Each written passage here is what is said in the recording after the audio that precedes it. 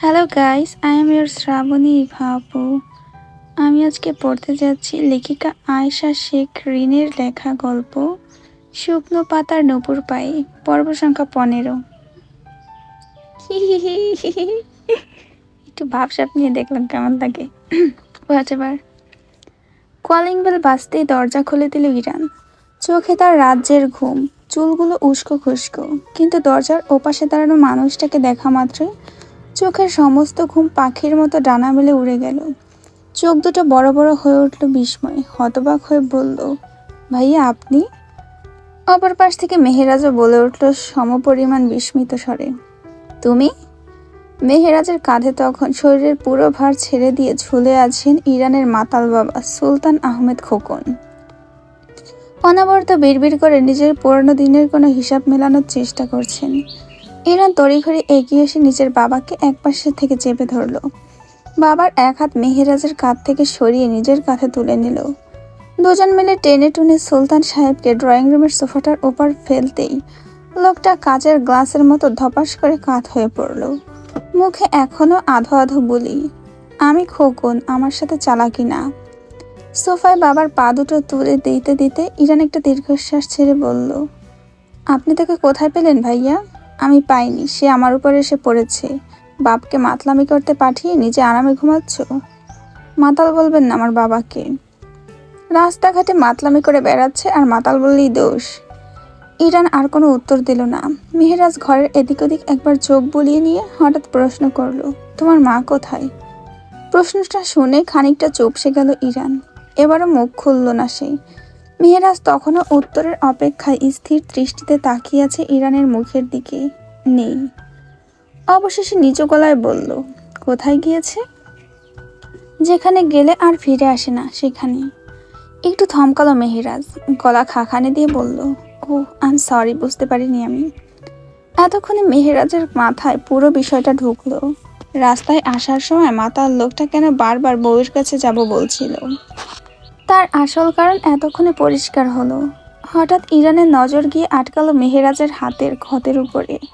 সে সোজা এগিয়ে এসে মেহেরাজের হাত স্পর্শ করে উদ্বিগ্ন গলায় বলল, আপনার তো অনেকখানি কেটে গিয়েছে, জ্বলছে নিশ্চয়ই, বসুন, আমি ওষুধ লাগিয়ে দিচ্ছি। কথাটা বলেই সে ফার্স্ট এইড বক্স আনতে গেল। মেহেরাজ তাকে ডেকে মানা করে দিল, কোনো দরকার নেই, আমি ঠিক আছি, এখন বাসায় যেতে হবে।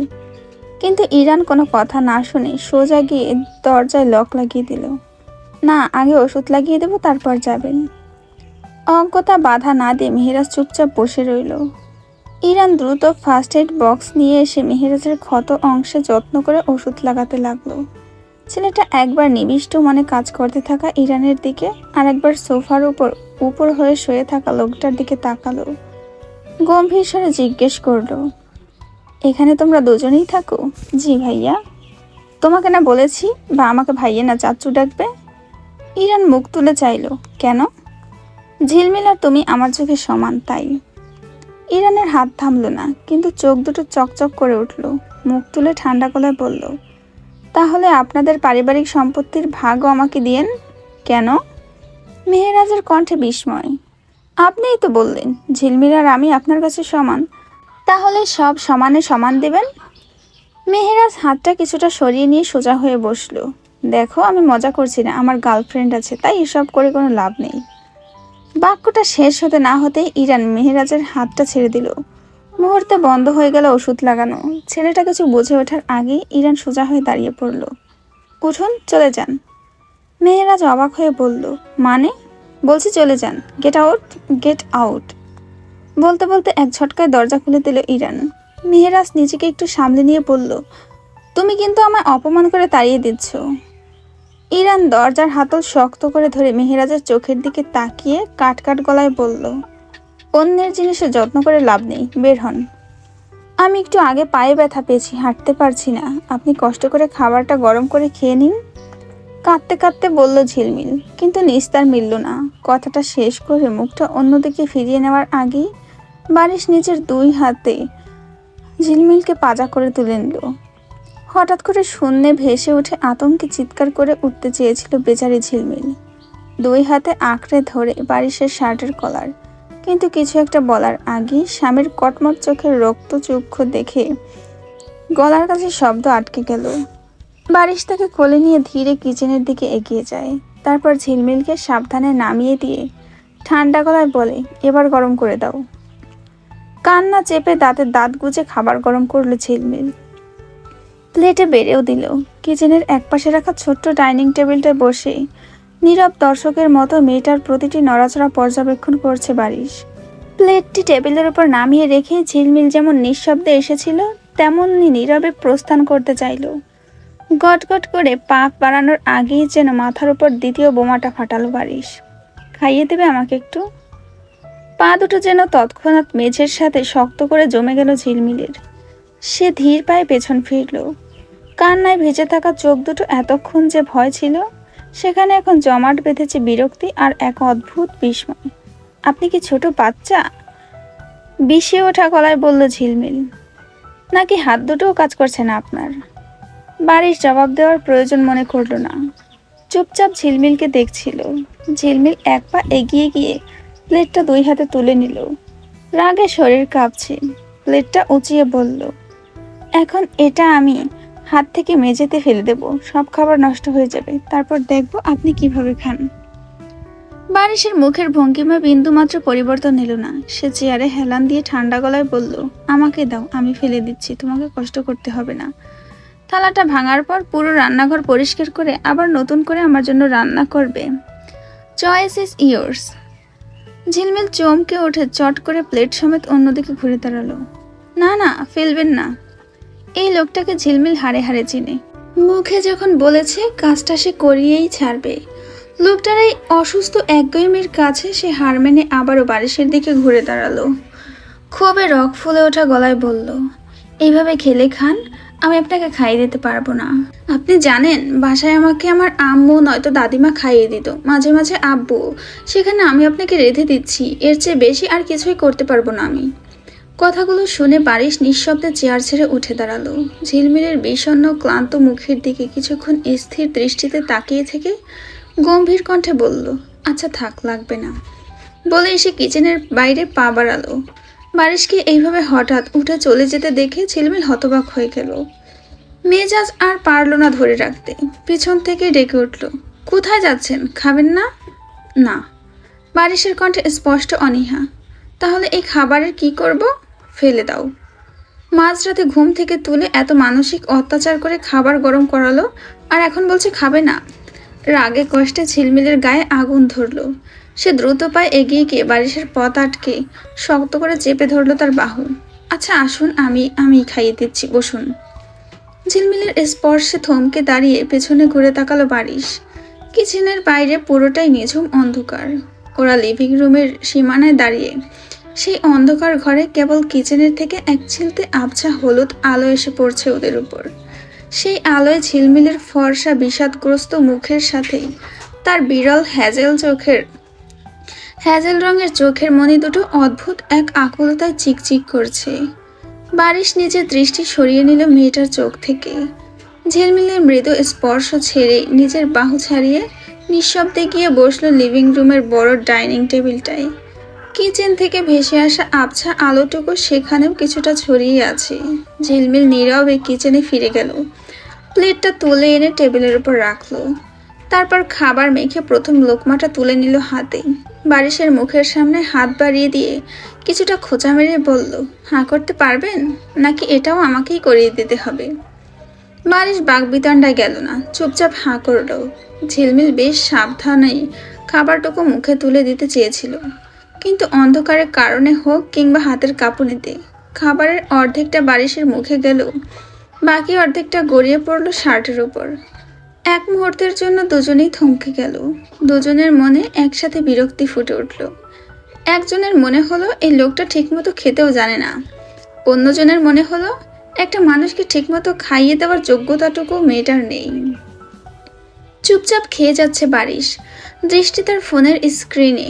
ঝিলমিল ক্ষণে ক্ষণে বারিশের দিকে তাকাচ্ছে আর অস্বস্তিতে আবার চোখ ফিরিয়ে নিচ্ছে অন্য কোনো দিকে।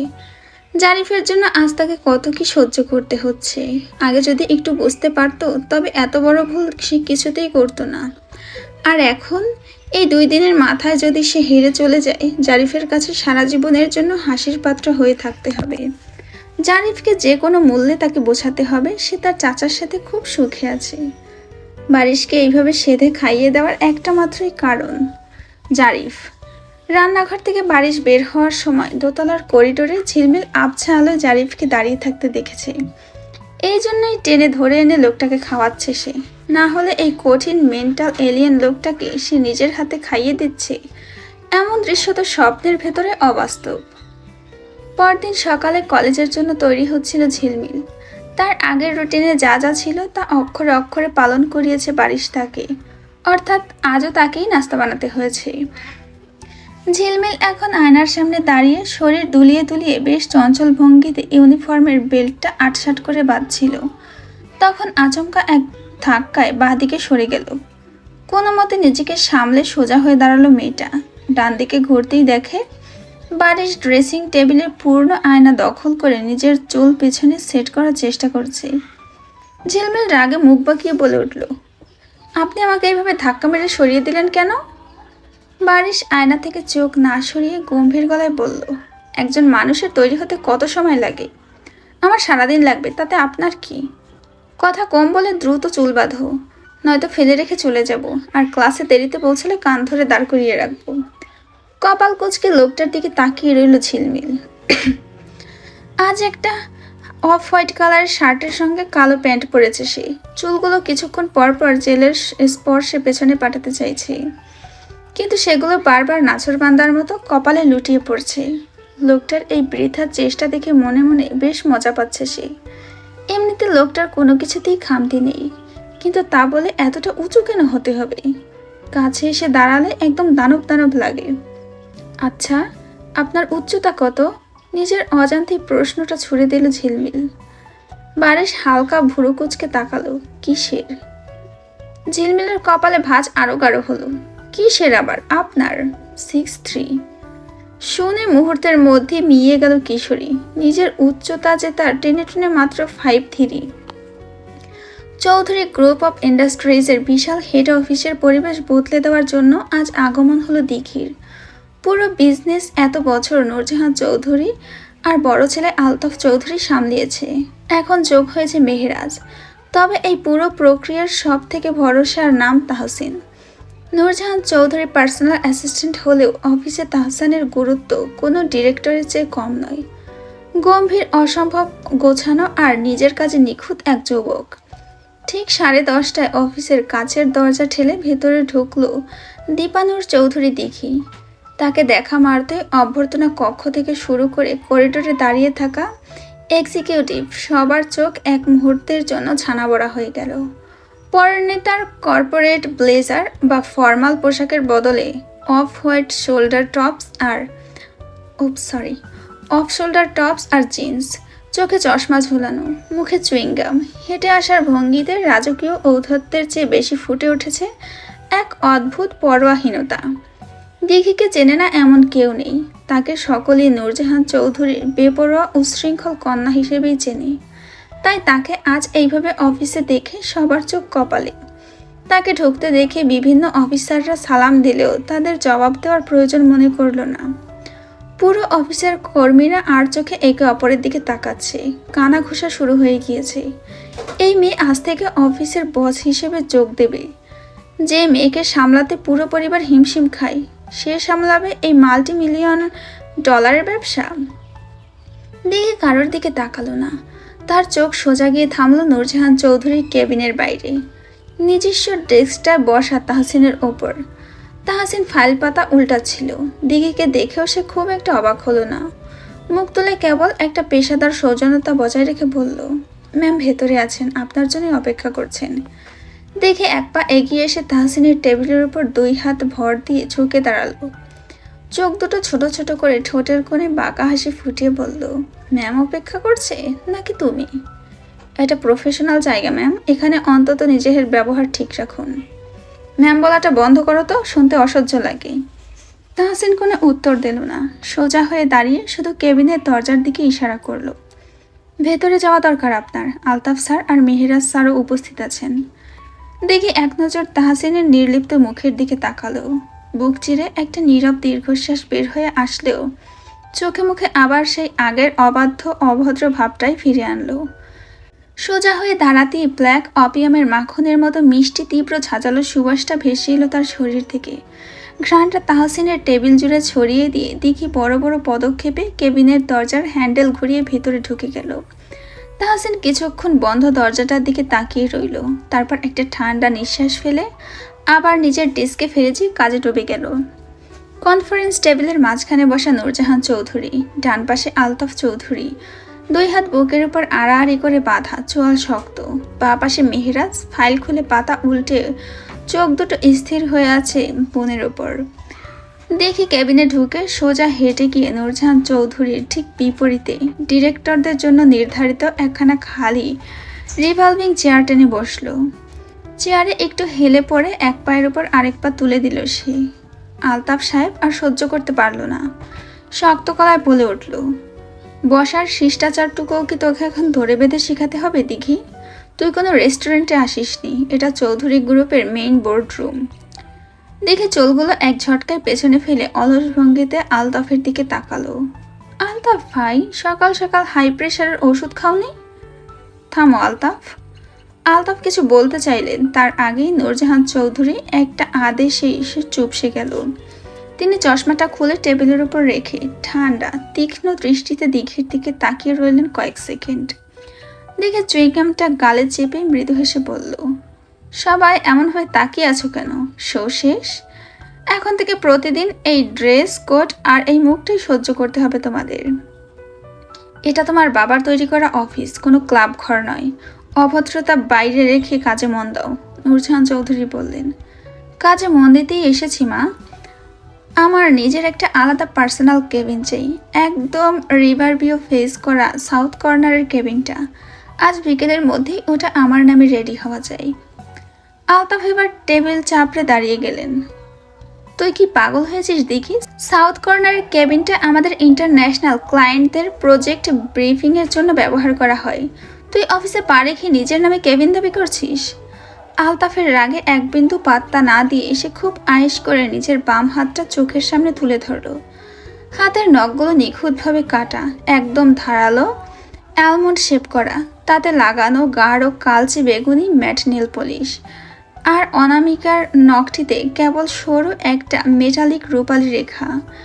নিজের সেই ধারালো নখগুলোর দিকে অলস ভঙ্গিতে তাকাতে তাকাতেই সে আলতাফকে উদ্দেশ্য করে বলল, তাহলে ইন্টারন্যাশনাল ক্লায়েন্টদের অন্য কোথাও বসাও ভাইয়া।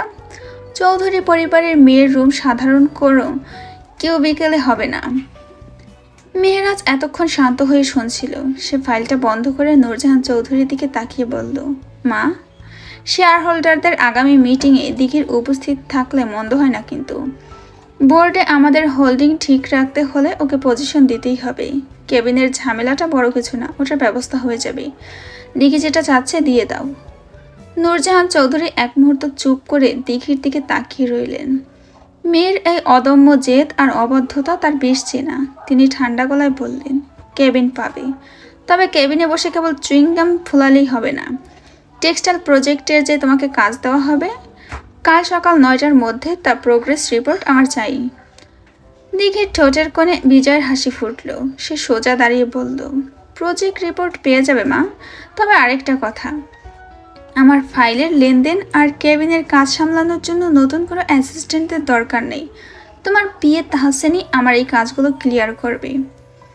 নূরজাহান চৌধুরীর চোখের কোণে হালকা সংকুচিত হলেও তিনি কিছু বললেন না। দিঘি বের হয়ে এলো সেখান থেকে। দরজার হ্যান্ডেলে হাত দিয়ে পেছন ফিরে এক পলক তাকিয়ে বলল, বিকালে কেবিনের চাবি যেন তাহসিনের হাতে থাকে। লেট হলে কিন্তু আমি এবার একটু অভদ্র হয়ে যাব। কথা শেষ করে এক ঝটকায় দরজা খুলে বের হয়ে গেল সে। বাইরে তাহসিন এখনো কম্পিউটারে চোখ রেখে শান্ত মনে কাজ করছিল। দিঘি তার টেবিলের সামনে এসে দাঁড়ালো, আবারও ঝুঁকে পড়ে ঠোঁটের কোণে কুটিল হাসি ফুটিয়ে ফিসফিস করে বলল, শুনেছ নিশ্চয়ই, সাউথ কর্নারের কেবিনটা আজ থেকে আমার। আর আজ বিকাল থেকে তোমার ডিউটি আওয়ার্স একটু লম্বা হতে যাচ্ছে তাহসিন। রোদের তেজ তখন কিছুটা কমে এসেছে। টিফিনের ঘন্টা বাজতে কলেজের বড় মাঠটায় ছেলেদের হইচই শুরু হয়ে গিয়েছে। মাঠের মাঝখানে ইউক্যালিপটাস গাছের ছায়ায় 75 উইকেটের কাঠের স্ট্যাম্প দুটো পোতা। বোলিং এন্ডে দাঁড়িয়ে আছে জারিফ, তার হাতে লাল টেনিস বলটা। গায়ে কলেজের ইউনিফর্মে শার্টের উপরে 2টা বোতাম খোলা, কপালে হালকা ঘামের বিন্দু। কিন্তু জারিফ বা তার বন্ধুদের পুরো নজর এখন পিচের উপর স্ট্যাম্পের সামনে যে ব্যাট হাতে দাঁড়িয়ে আছে তার দিকে। গণিত বিভাগের নতুন লেকচারার পরিণীতা জামান। কলেজে সবাই তাকে আড়ালে পরিমিস বলে ডাকে। পরিণীতার পরনে আজ হালকা আকাশি রঙের একটা পাতলা শিফন শাড়ি। রোদের আলোয় শাড়ির আঁচল আর শাড়ির পাতলা বুনন পার হয়ে শরীরের ভাঁজগুলো একদম স্পষ্ট বোঝা যাচ্ছে। পেটের মেদহীন ভাঁজগুলো স্পষ্ট। শাড়ির আঁচলটা খুব ঢিলেভাবে বুকে জড়ানো।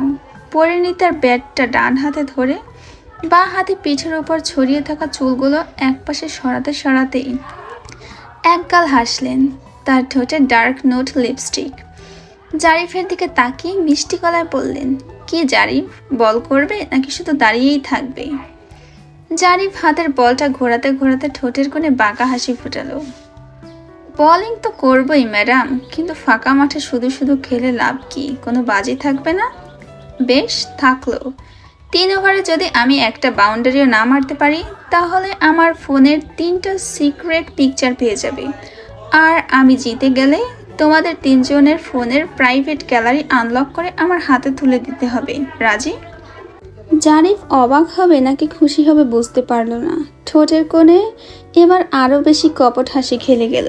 পাশ থেকে বন্ধুরা বলল যেন মিস একটাও বাউন্ডারি না পায়। জারিফের সাথে কভার অফে দাঁড়িয়ে থাকা শাফিন আর পয়েন্টে থাকা আবির একে অপরের দিকে তাকালো। ছেলেদের চোখ তখন বলের দিকে যতটা না আছে তার চেয়ে বেশি পরিণীতার দিকে।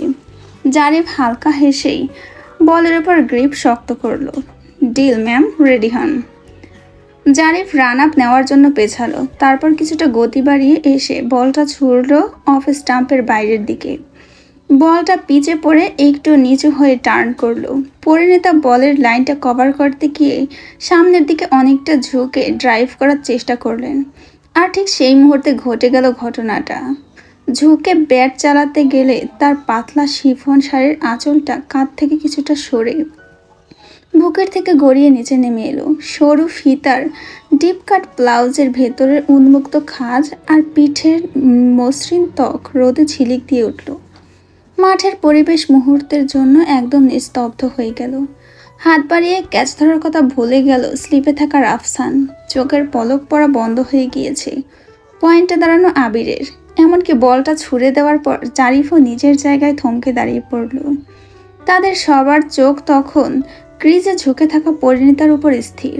বাতাসে তার শরীরে থাকা হালকা কোনো চেরি ফ্রেগ্রেন্সের সুবাস চারিদিকে ছড়িয়ে পড়েছে।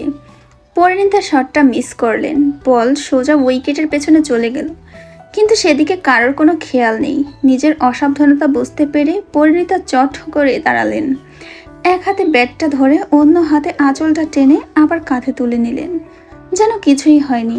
এমন একটা ভঙ্গি করে চুলে হাত দিয়ে একগাল হেসে ছেলেদের দিকে তাকালেন। কি জারিফ, নেক্সট বলটা করো। জারিফ শুকনো ঢোক গিলল। তার চোখ এখনো পরিণীতার ঘামে ভেজা গলার কাছে আটকে আছে। হাতে থাকা বলটা প্রায় পিছলে যাওয়ার উপক্রম। কভার ফিল্ডিংয়ে থাকা শাফিন ফিসফিস করে জারিফের উদ্দেশ্যে বলল, দোস্ত, আমাদের আবারও কলেজের ফার্স্ট ইয়ারে ভর্তি হতে হবে। পরিণীতার চোখ চলে গেল ক্রিকেট মাঠ সংলগ্ন একাডেমিক ভবনের দোতলার করিডোরের দিকে, যেখানে প্রফেসর ফাইজান বারিশ নিজের অফিস রুমের ভারী দরজা ঠেলে বাইরে বের হচ্ছেন। ফাইজানকে দেখে পরিণীতার ব্যাটিংয়ের আগ্রহ যেন এক মুহূর্তে উবে গেল। হাতের ব্যাটটা পিচের উপর ওভাবে ফেলে আলতো করেই ঠোঁটে ধূসার হাসি ফুটিয়ে তিনি করিডোরের সিঁড়ির দিকে পা বাড়ালেন।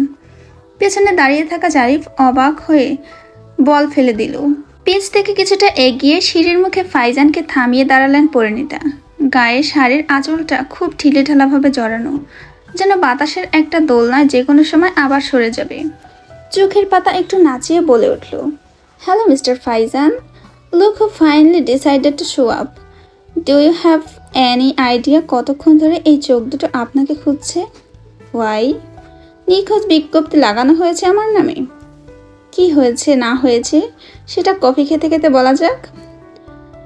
I am busy miss Zaman, excuse me. বারিশের স্থির গভীর নজর তখনও আটকে আছে ক্যান্টিনের শেষ মাথায় কোণার টেবিলটার দিকে। সেখানে বসে আছে ঝিলমিল, রোদের আলো এসে পড়েছে ফর্সা মুখটায়। কিছু একটা খাচ্ছে আর খিলখিল করে হেসে উঠছে। হাসির সঙ্গে মেয়েটার দুটো চোখের মনে যেন অদ্ভুতভাবে জ্বলে উঠছে।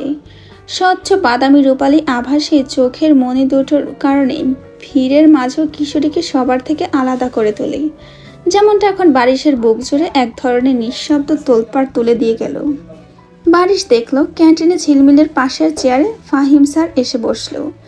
আইসিটি স্যারকে অতটা কাছ থেকে দেখে কিছুটা অপ্রস্তুত আর আড়ষ্ট হয়ে উঠল ঝিলমিল। ফাহিম স্যার কিছু একটা বলছিল, তারপর নিজের পকেট থেকে স্মার্টফোনটা বের করে ঝিলমিলকে কিছু একটা দেখাচ্ছিলেন আর মৃদু হাসছিলেন। এদিকে ঝিলমিলের পাশে বসা রোদ্দুরের টেবিলের ওপরে রাখা হাতগুলো মুষ্টি শক্ত হয়ে জমে গিয়েছে। চিবুকের হাড় আর চোয়াল শক্ত করে ফাহিম স্যারের দিকে তাকিয়ে থাকা সবটাই দেখল বারিশ। টিফিনের সময় শেষের দিকে ঝিলমিল ওয়াশরুম থেকে মুখ ধুয়ে বের হতে আচমকা তার কবজিতে একটা শক্ত টান পড়ল। আতঙ্কে চিৎকার দিতে গিয়েও চোখের সামনে নিজের স্বামীকে আবিষ্কার করে গলা দিয়ে চেপে গেল আওয়াজটা। স্যার হয়ে যেখানে সেখানে স্টুডেন্টকে চেপে ধরছেন, পাবলিক দেখলে গণধোলাই দেবে আপনাকে, দূরে থাকুন। ঝিলমিল নিজেকে সমস্ত শক্তি দিয়ে বারিশের ইস্পাত কঠিন বুকের বেষ্টনী থেকে ছাড়িয়ে নেওয়ার বিফল চেষ্টা করতে করতে বলল। তার ক্ষুব্ধ গলায় রাগের চেয়ে উপচে উঠছে চঞ্চল ভীতি। বারিশ সরল না, উল্টো ঝিলমিলের সোনালি বাদামি মণি ঘেরা আতঙ্কিত চোখের দিকে চেয়ে তার ঠোঁটের কোণে ফুটে উঠল বিষাক্ত হাসি। চোখের চাউনি খানিক গাঢ় করে সে ঝুঁকে এলো কিশোরীর আরো কাছে। অত্যন্ত ধীর ভারিক্কি কণ্ঠে আওড়ালো, দূরে থাকবো? আমি তোমার কতটা কাছে আসতে পারি তার কোনো ধারণা আছে তোমার? পুরুষালী সেই গম্ভীর বাক্যে জমে গেল সপ্তদশী। বুকের ভেতর তোলপাড় শুরু হয়ে গেল। শুকনো এক ঢোক গিলে ব্যাকুল গলায় কিশোরী আবার বলে উঠল, সরুন, কেউ দেখে ফেলবে আমাদের। দেখুক, তাতে কার কি যায় আসে? এখানে কেউ জানে না আমাদের সম্পর্ক। না জানলে এখন জানবে। যুবকের কণ্ঠে কোনো রকম ইতস্তত করার ছোঁয়া নেই। না, জানলে কি? বাক্যখানা কেড়ে নিয়ে বারিশের গলার স্বর এবার বেশ কিছুটা চড়ে গেল।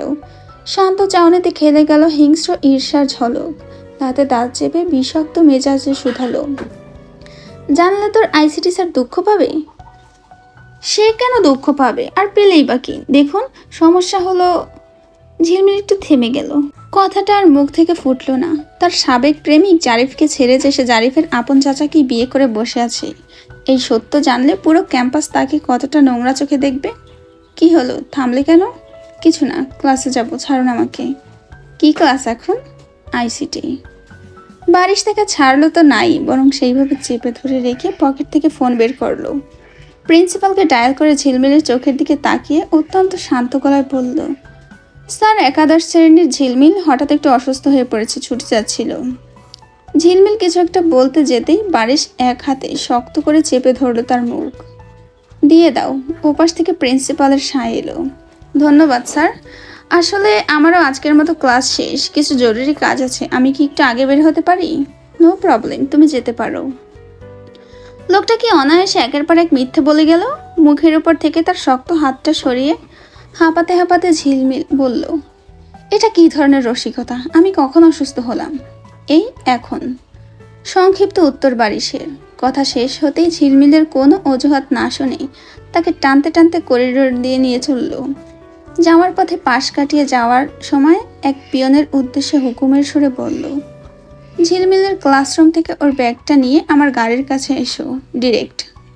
অফিসের বিশাল কাচের টেবিল জুড়ে বেশ কিছু গুরুত্বপূর্ণ ফাইল ছড়ানো। চশমার ফাঁক দিয়ে ফাইলগুলো গভীর মনোযোগ দিয়ে দেখতে ব্যস্ত আলতাফ চৌধুরী। ঠিক তখনই টেবিলে রাখা ফোনটা ভাইব্রেট করে উঠল। স্ক্রিনে ভেসে উঠেছে এক অচেনা নম্বর। ফাইল থেকে চোখ না সরিয়ে স্পিকার অন করে কলটা রিসিভ করলেন তিনি। আসসালামু আলাইকুম স্যার, চিনতে পেরেছেন? ওপাশ থেকে ভেসে এলো অত্যন্ত বিনয়ী নম্র এক যুবকের কণ্ঠ। আলতাফ চৌধুরী কলমটা টেবিলে রেখে সামান্য ভুরু কুচকালেন। ওয়ালাইকুম আসসালাম। না ভাই, ঠিক চিনতে পারলাম না, কে বলছেন? স্যার, আমি আপনার স্টুডেন্ট ফাহিম মীর। ফাহিম নামটা শুনতে আলতাফ চৌধুরীর গম্ভীর মুখের অবয়বে এক মুহূর্তে বদলে গেল। এককাল হেসে উঠলেন তিনি। আরে, মাই ডিয়ার স্টুডেন্ট, কেমন আছো তুমি? কতদিন পর। অনেক ভালো আছি স্যার, আপনি কেমন আছেন? আমিও বেশ ভালো। তা বলো, কি খবর তোমার? পড়াশোনা শেষ করে এখন কি করছো? আলতাফ চৌধুরীর কণ্ঠে একজন অভিভাবক তুল্য শিক্ষকের কৌতূহল ও স্নেহ ঝরে পড়ল। ওপাশ থেকে হালকা একটু হেসে ফাহিম উত্তর দিল, স্যার আমি আপাতত আপনার মেয়ের শিক্ষকতা করছি। কথাটা শুনে আলতাফ চৌধুরী একটু চমকে উঠলেন। মানে কিসের শিক্ষকতা? মানে আমি এখন ঝিলমিলের কলেজের আইসিটি ইনস্ট্রাক্টর ফাহিম স্যার।